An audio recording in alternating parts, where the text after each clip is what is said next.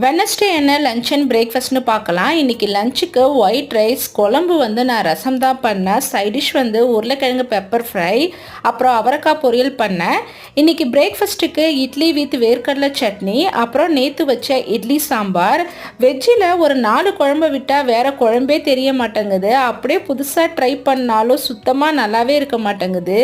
இந்த கிளைமேட்டுக்கு சும்மா மாற்றி மாற்றி எல்லாருக்கும் கோல்டு ஆகிக்கிட்டே இருக்குது. ஸோ கோல்டு டைமில் டக்குன்னு ஞாபகம் வர்றது ரசம் தான். ஸோ அதனால் இன்றைக்கி சிம்பிளாக ரசம் வச்சு உருளைக்கிழங்கு ஃப்ரை பண்ணியாச்சு. ஹஸ்பண்ட் லஞ்ச் பாக்ஸுக்கு வெறும் அவரைக்காய் பொரியல் தான் பண்ணினேன். அவரைக்காய் கொஞ்சம் உருளைக்கிழங்கு கொஞ்சம் போட்டு சாதத்தில் பிசைஞ்சு சாப்பிட்டுக்குங்கன்னு சொல்லிட்டேன். இன்றைக்கி ஸ்நாக்ஸுக்கு பப்பாயா தான்.